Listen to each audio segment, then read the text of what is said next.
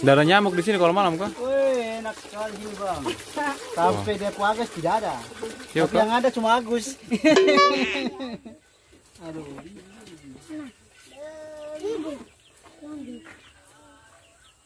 Inilah gelang buatan Amerika. Oh, ngarang. Saya punya satu ini mana? Buat saya sudah ya? Itu sudah yang Kok pilih-pilih kasih orang lain, kok kasih baru? kemarin itu banyak. Kita dua saja bikin itu hampir 30 itu. Terlalu besar saputan kecil jadi. Iya, 30 lebih itu. Kemarin kita bikin itu kan semua sudah diambil itu. Kita bicara dulu. Di mana bagus tempatnya? Di sana boleh. Ayo. Di rumah sana. Dan akhirnya setelah 1,5 jam perjalanan, kami juga sudah sampai di gubuknya Kakak Sem ini. Nah, mungkin teman-teman ada yang pernah lihat video saya sebelumnya sama kakak ini. Dulu kita pernah ada ke sungai sana, kita cari-cari udang sama kakak ini. Jadi ini orang sini bilang sapu konco, jadi sapu teman akrab. Dia tinggal di belakang sini ternyata, 2 keluarga. Sebelumnya saya kira dia cuma 1 keluarga di sini, keluarga lain di tempat lain juga. Tapi ternyata di sini ada 1 gubuk isinya 2 kepala keluarga. Sem sama siapa satu? Ramli. Sama Ramli. Kemarin itu ada orang datang ke pos toh. Iya. Orang bilang ke Pak Andreas ini, katanya ada warga yang kasih tinggal rumah, dia pergi ke hutan tinggal di sana. Tong tidak percaya, jadi pencek langsung. Ternyata pas ke sini, ternyata kamu yang masuk ke hutan. Awalnya ceritanya seperti apa? Ya, awal cerita itu kan kemarin kita dengar isu-isu masalah corona, akhirnya kita mengungsi. Sementara waktu kita mengungsi ke kebun atau di kita punya pondok di hutan, mencegah jangan sampai kena penyakit corona yang ya mungkin kita juga takut, jadi mendingan kita lari atau kita menghindar dari kampung sementara waktu. Sambil itu juga kan kita di kampung di kebun ini kita juga kan ada bikin kebun, bersih kebun, tanam sayur-sayuran. Gitu. Ya, di samping itu juga kita di kebun atau kita di pondok yang ada di hutan ini kita lebih nyaman dan aman karena tidak ada keributan, misalnya orang mabuk datang itu tidak ada. Jadi kita rasa nyaman lah tinggal di gubuk di tengah hutan ini. Masalahnya ini kok anak ada 3 toh? Iya. 1 bayi. Baru di sini di hutan baru bagaimana ya? Banyak nyamuk toh. Ya. Tapi di sini masih mendingan di hutan tidak ada nyamuk daripada di kampung karena di sini ada nyamuk. Tidak ada nyamuk. Oh, kok jangan tipu. Betul. Tidak ada nyamuk, sama agas pun tidak ada. Makanya, nyamuk yang kecil-kecil itu. Iya, nyamuk yang kecil-kecil itu. Makanya anak-anak juga rasa nyaman tinggal di hutan. Kita mau ke kampung juga, mereka bilang kita diam dulu di sini. Kok beras misalnya kan? Ya ada. Itu ke pos. Iya, nanti saya kalau ini beras ke pos. Beras banyak di sana.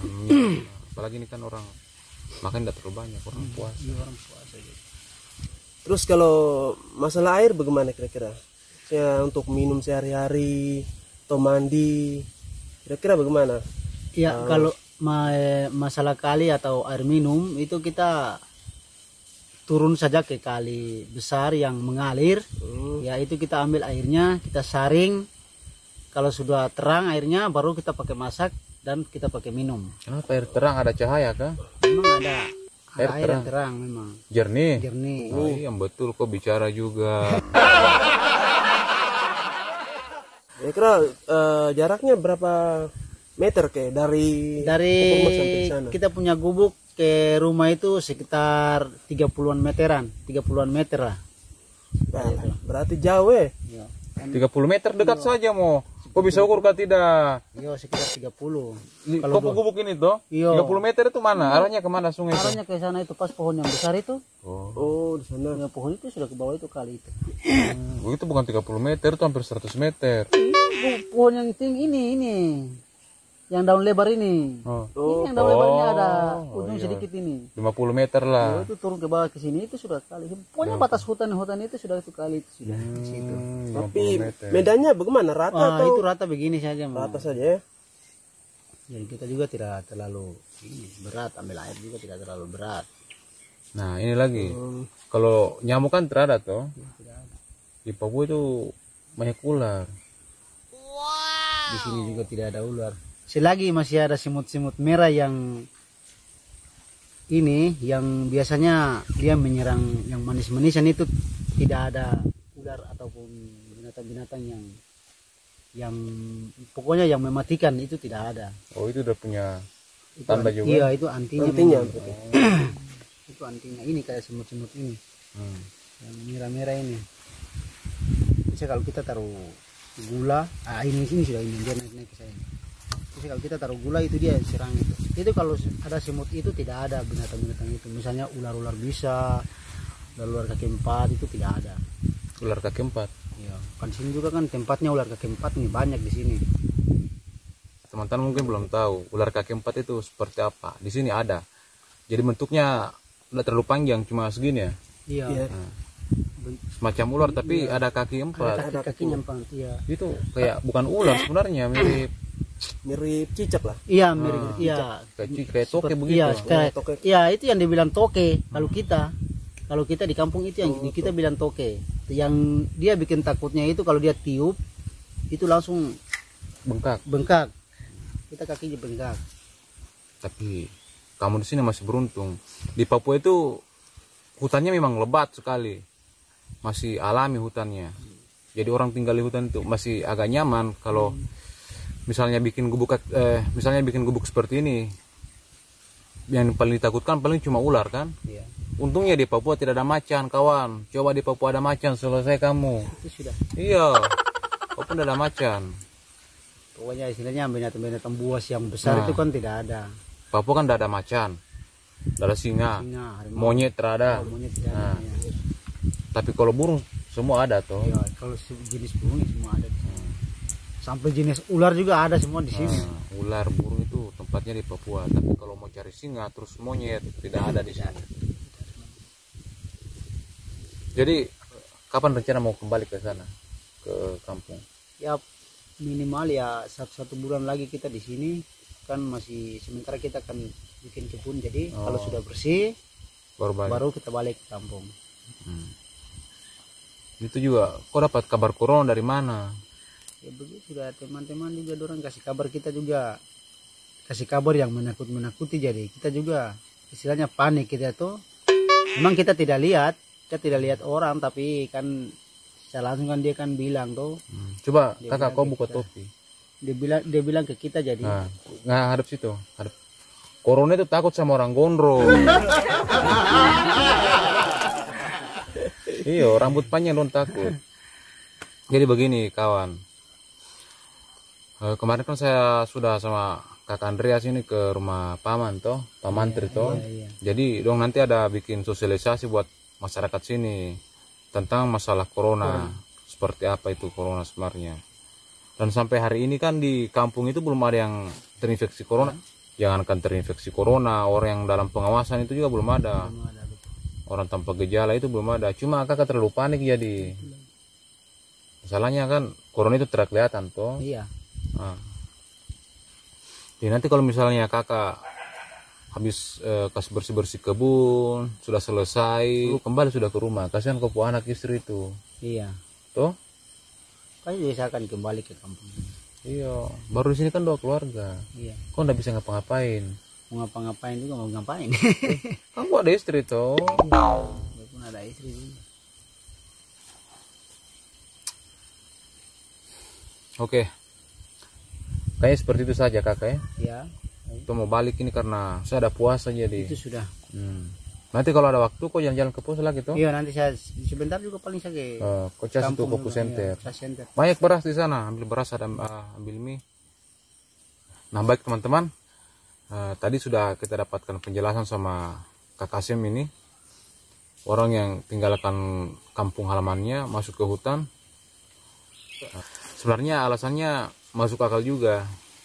Pertama dia terlalu panik. Padahal kan saya sudah sampaikan kalau di rumah itu tempat yang paling aman. Selama kamu tidak keluar-keluar rumah. Tapi ternyata dia punya alasan juga yang lain. Dia itu sebenarnya ke sini selain dari takut corona, dia juga ada bikin kebun.